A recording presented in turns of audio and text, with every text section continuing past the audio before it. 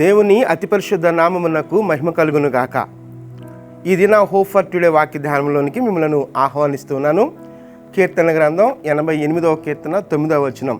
ఈ కీర్తన కోరహ కుమారుడు రచిస్తున్నారు. 9వ వచనాన్ని నేను చదువుతున్నాను. బాధ చేత నా కన్ను క్షీణించుచున్నది, యెహోవా ప్రతిదినము నేను నీకు మొర్రపెట్టుచున్నాను, నీ వైపు నా చేతులు చాపుచున్నాను.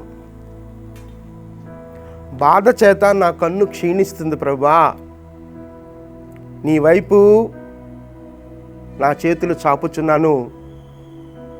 ఉదయమున ప్రతి దినమున నేను నీ సన్నిధిలో ప్రార్థిస్తున్నాను ప్రభువా అంటున్నాడు.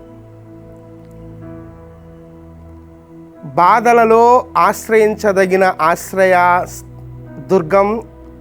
ఆశ్రయం ఎవరు అని అంటే దేవుడే. అక్కడ 2 విషయాలు చెప్తూ ఉన్నాడు. యెహోవా ప్రతిదినము నేను నీకు మొర్రపెట్టుచున్నాను, నీ వైపు నా చేతులు చాపుచున్నాను. ప్రతిరోజు ప్రార్థన చేయటం మాత్రమే కాకుండా, మొర్రపెట్టడమే కాకుండా, నా చేతులు నీ వైపు చాపుచున్నాను అంటున్నాడు.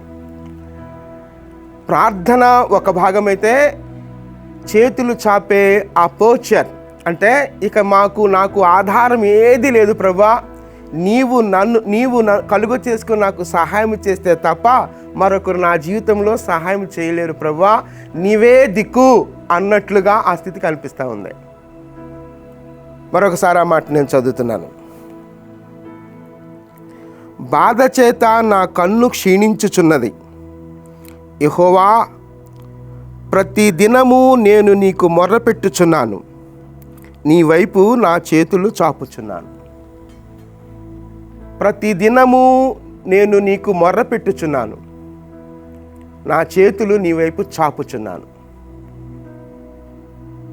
మన మొర్ర ఆలకించే దేవుడు ఆయన, చేతులు చాపినప్పుడు సహాయం చేయ దేవుడు ఆయన. కాబట్టి ఈ మాటను మనం తీసుకుంటూ ఆ ప్రార్థన, కోరహు కుమారులు తీసిన ఆ ప్రార్థనను మనం జ్ఞాపకం చేసుకుంటూ, నీ స్థితి ఏదో, నీ బాధ ఏదో, ఆ బాధ చేత నువ్వు పొందుతున్నటువంటి ఒత్తిడి ఏంటో, లేకపోతే ఎలాంటి స్థితిలో నీవు ఉన్నావో ఆ పరిస్థితులన్నిటినీ జ్ఞాపకం చేసుకుంటూ, ఎలాంటి క్షీణత, అది ఆ క్షీణత అన్నప్పుడు మానసికంగా కృంగిపోయినటువంటి స్థితి కావచ్చు, అనారోగ్య స్థితి కావచ్చు, ఆ క్షీణత మన జీవితాల్లో ఏ రూపంలో అయినా ఉండొచ్చు. ఆ ప్రతి రూపము నుండి, ఆ క్షీణత ఏ రూపంలో ఉన్నప్పటికీ ఆ ప్రతి పరిస్థితి నుండి నేర్చుకోవాల్సింది ఏంటంటే ప్రార్థన చేయడమే, దేవుని వైపు మన చేతులు చాచటమే.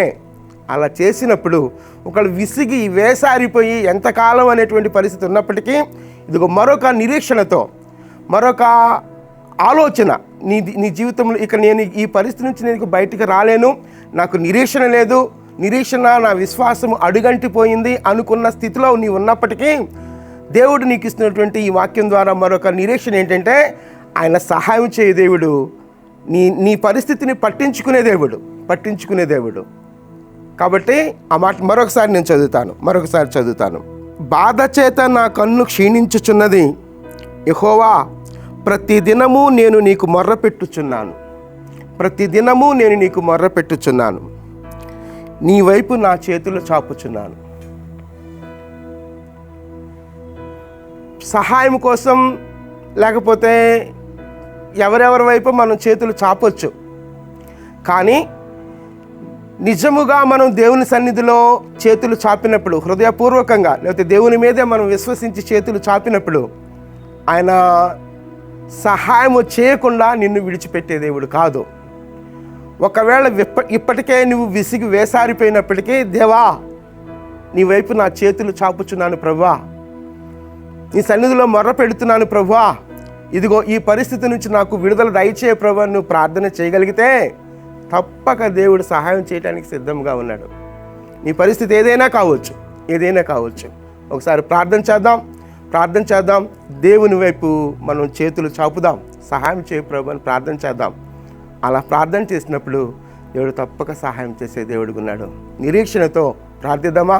నువ్వెక్కడున్నప్పటికీ నీకు అభ్యంతరం లేకపోతే నాతో కలిసి ఏకీభవించాలని మనవి చేస్తున్నాను. ప్రార్థన. మహోన్నతుడా, కృప చూపించువాడా, ప్రార్థన ఆలకించువాడా, ఇదిగో ఈ సమయంలో మీ వైపు మా చేతులు చాపుచున్నాం ప్రభా, మీ సన్నిధిలో మొరపెడుతున్నాం ప్రభా, సహాయం దయచేయమని మీ కృపాహస్తాల్లోనికి మమ్మల్ని మేముగా సమర్పించుకుంటూ ఘనత మీకు మాత్రమే ఆరోపిస్తూ యేసుక్రీస్తు అతి శ్రేష్టమైన నామంలో ప్రార్థించి స్తుతించి వేడుకొనుచున్నాం తండ్రి. Amen, amen. ప్రభు కృప నిత్యము మనకు తోడయుండునుగాక. ఆమెన్.